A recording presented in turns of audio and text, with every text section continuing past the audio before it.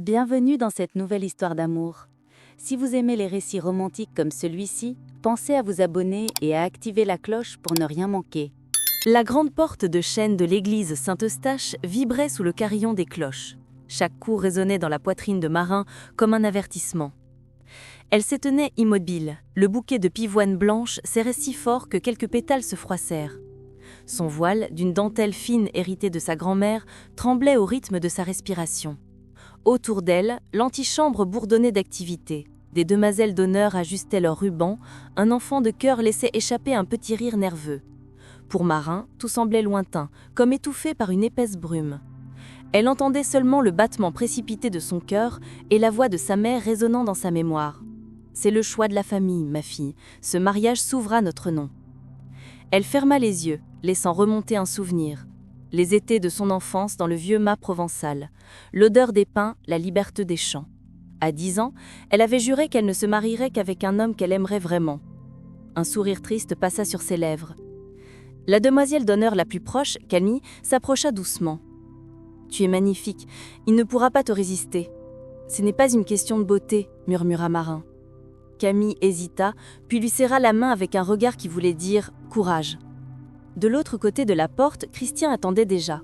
Il se tenait près de l'autel, parfaitement droit dans un costume anthracite cousu sur mesure. Ses épaules larges donnaient l'impression qu'aucun poids ne pouvait les courber, mais son esprit, lui, était une mer agitée. Il avait passé la nuit à arpenter la terrasse de l'hôtel familial, incapable de dormir.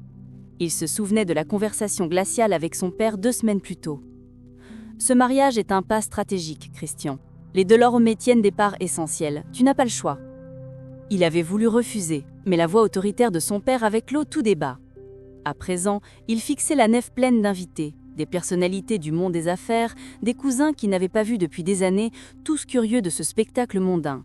Leurs murmures s'élevaient comme une rumeur de vent avant l'orage. Un mouvement près du cœur attira son attention. Son ami d'enfance, Adrien, lui lança un regard compatissant. Christian se contenta d'un bref hochement de tête. « Je me sens prisonnier, pensa-t-il, mais je ne montrerai rien. » Les portes s'ouvrirent dans un grincement solennel. Un souffle d'air remplit l'église, faisant vaciller les flammes des bougies. Tous les visages se tournèrent. Marin apparut, silhouette élancée sous la lumière filtrant par les vitraux. Sa robe ivoire scintillait d'éclats discrets. Elle avança lentement, chaque pas résonnant sur le marbre. Les regards se posaient sur elle comme autant de poids invisibles. D'admiration chez certains, de jalousie ou de mépris chez d'autres. Les chuchotements commencèrent aussitôt. « Elle n'apporte que sa fortune. Un contrat, pas un mariage. Regarde comme elle joue la fière. » Marin entendit chaque mot, mais son visage resta impassible. Ses yeux, d'un vert profond, brillaient d'une détermination tranquille. Lorsqu'elle croisa le regard de Christian, elle fut surprise. Au lieu de l'arrogance qu'elle redoutait, elle eut une lueur d'étonnement, presque d'admiration. Elle se rappela brusquement leur première rencontre, brève et glaciale dans un salon feutré de l'avenue Montaigne. Ils n'avaient presque pas parlé, juste serré sa main, le regard distant. Ce souvenir lui donna la force de continuer. Arrivée devant l'autel, elle se plaça à sa droite. Le prêtre entama la cérémonie, sa voix grave résonnant sous la voûte. Mais les murmures des invités ne cessèrent pas tout de suite.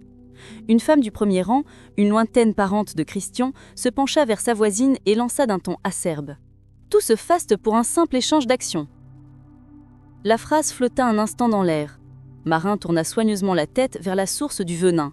Sa voix, douce mais ferme, s'éleva coupant court au chuchotement. L'argent s'épuise, le respect, lui, ne meurt jamais. Un silence immédiat s'abattit sur l'église. Même l'organiste semblait suspendre son jeu. Christian sentit quelque chose se fissurer en lui. Il contemplait cette femme qu'il croyait connaître, non pas une héritière capricieuse, mais une personne d'une force inattendue. Le prêtre poursuivit, demandant s'ils acceptaient de signer. Christian inspira profondément. « Oui », répondit-il, la voix plus ferme qu'il ne l'aurait cru. Il sentit ce mot résonner en lui, non pas comme un simple devoir, mais comme un début imprévu. Marin soutint son regard. « Oui », répéta-t-elle, un éclat de défi au fond des yeux. Le manoir choisi pour la lune de miel se dressait au bord de la Loire, entouré de vignes baignées d'une lumière dorée. Un lieu splendide, mais pour Marin et Christian, il ressemblait davantage à une cage élégante qu'à un nid d'amour. Le premier soir, ils dînèrent dans la grande salle aux murs de pierre. Une cheminée massive diffusait une chaleur douce, mais l'air entre eux restait glacé. Le cliquetis des couverts résonnait comme un écho dans le silence. Marin observait les flammes, refusant de briser la distance que Christian maintenait volontairement. Il servit le vin, un bordeaux profond, et finit par murmurer « Je suppose que nous devons nous habituer à cette situation. » Marin releva les yeux, la voix calme. « Nous ne sommes pas obligés de jouer un rôle, nous pouvons simplement être honnêtes. » Un bref éclat passa dans le regard de Christian, un mélange de surprise et de curiosité, mais il ne répondit pas. Les jours suivants se déroulèrent comme une suite de tableaux silencieux. Marin passait des heures à marcher dans les jardins, notant chaque détail, la rosée sur les feuilles, le parfum du chèvrefeuille, la danse des abeilles autour des lavandes. Elle lisait près de la grande fenêtre donnant sur la rivière, sa silhouette éclairée par le soleil de l'après-midi. Christian, de son côté, travaillait dans le bureau du manoir, mais souvent ses yeux se posaient sur la silhouette de Marin dans les jardins. Il la découvrait attentive aux moindres signes de vie, parlant doucement au jardinier, souriant à un enfant du village venu livrer des fleurs. Cette simplicité le désarmait. Une fin d'après-midi pluvieuse, une panne d'électricité plongea la maison dans l'obscurité. Ils se retrouvèrent près de la cheminée, contraints de partager la même lueur. Le silence se fit plus doux. Christian rompit enfin la barrière. « Je n'ai jamais voulu de cette union.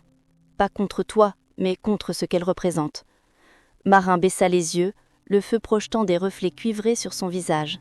« Je le sais, j'ai ressenti la même chose, mais nous ne sommes pas nos parents, Christian. » Ces mots restèrent suspendus entre eux.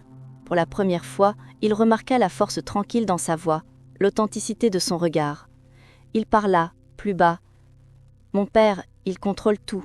Je me bats contre lui depuis des années. » « Et moi, répondit-elle doucement, je me bats contre les attentes d'une famille qui croit que l'amour se négocie. » Ils restèrent longtemps ainsi, échangeant des fragments de leur passé. Christian évoqua ses rêves de voyage, sa passion secrète pour la photographie. Marin racontait ses escapades dans les champs de Provence, ses carnets de poésie jamais publiés. Chaque révélation effaçait un peu plus la distance. Quand la pluie s'arrêta, le ciel s'ouvrit sur un clair de lune éclatant. Ils sortirent sur la terrasse. L'air frais portait l'odeur de la terre mouillée. Marin leva les yeux vers les étoiles. Christian, sans réfléchir, retira sa veste et la posa à ses épaules. Elle le remercia d'un sourire qui fit battre son cœur, plus fort qu'il ne l'aurait cru possible. Cette nuit-là, à l'heure que le manoir dormait, Christian resta éveillé longtemps, repensant à chaque mot échangé. Il comprit qu'il ne voyait plus seulement une épouse imposée, mais une femme capable de comprendre ses blessures. La distance qui les séparait s'était réduite, imperceptiblement, comme si le destin, patiemment, resserrait les fils invisibles de leur histoire. Les semaines passaient lentement dans le manoir au bord de la Loire, chaque jour apportant avec lui un mélange de silence, de tension et de petites découvertes inattendues. Marine se levait tôt, souvent avant le lever du soleil, et marchait dans les jardins encore humides de rosée, ses doigts effleurant les feuilles, respirant l'air frais qui portait les senteurs de la terre et des vignes. Elle observait les oiseaux se poser sur les branches, les papillons s'échapper de la brume matinale, et à chaque instant, elle se surprenait à sourire, malgré la situation qui l'avait d'abord semblé si contraignante.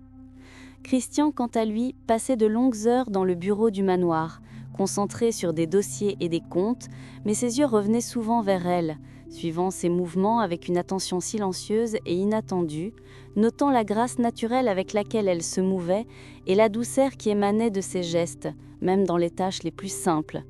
Leurs conversations, au début rares et précautionneuses, commencèrent à s'allonger, se remplir de détails sur leur vie, leurs souvenirs d'enfance et leurs rêves secrets. Christian lui raconta la solitude de sa jeunesse, l'immensité de l'empire familial et la pression constante des attentes. Marine, en retour, partageait ses escapades dans le sud de la France, ses promenades dans les champs de lavande, les poèmes qu'elle écrivait en silence et les promesses faites à elle-même de vivre toujours avec honnêteté et indépendance. Chaque mot tissait entre eux un lien subtil mais solide, une intimité silencieuse qui commençait à effacer la distance imposée par leur mariage arrangé. Une fin d'après-midi, une pluie fine s'abattit sur le manoir et la lumière devint douce et grise, filtrée à travers les vitraux des grandes fenêtres. Ils se retrouvèrent près de la cheminée, le feu projetant des reflets d'encens sur les murs, et pour la première fois, Christian se permit de laisser tomber sa garde. « Je n'ai jamais voulu de ce mariage, pas contre toi, mais contre ce qu'il représente, murmura-t-il, sa voix tremblante de sincérité. Marine tourna la tête vers lui, son regard profond rempli de compréhension. « Je le sais, mais ce mariage n'a pas défini ce que nous sommes l'un pour l'autre. Même imposé, je choisis de rester, de te connaître et de te comprendre, » répondit-elle, la voix douce mais ferme, chargée de conviction. Le silence qui suivit n'était plus lourd, mais rempli d'une chaleur nouvelle, un espace où leurs émotions pouvaient enfin s'exprimer sans crainte. Christian passa lentement sa main sur Saché, et Marine ne la retira pas. La nuit tomba, et le vent d'automne soufflait contre les vitres, mais à l'intérieur, le manoir semblait baigné dans une atmosphère intime, où chaque murmure, chaque respiration, chaque frémissement de rideau devenait un lien entre eux.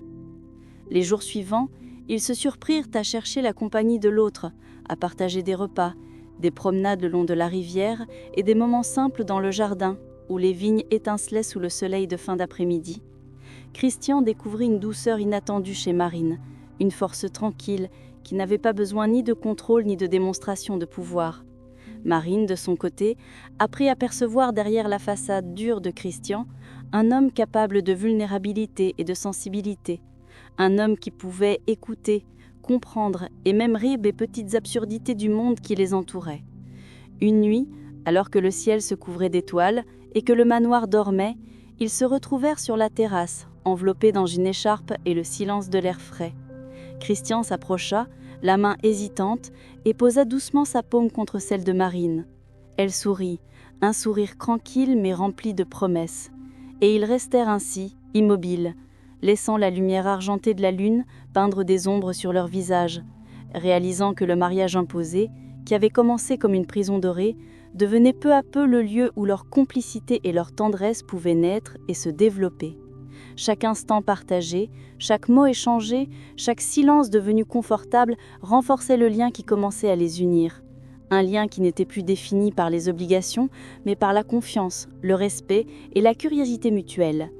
Leur cœur, jusque-là prudent et barricadé, commençait enfin à battre à l'unisson, doucement, comme une promesse silencieuse que, malgré tout, ils pourraient construire ensemble quelque chose de véritable, un amour né des petites attentions, des moments volés et de la compréhension partagée là où personne ne les avait préparés à se rencontrer. Merci d'avoir suivi cette histoire jusqu'au bout. Si ce récit vous a touché, abonnez-vous et activez la cloche pour découvrir nos prochaines romances.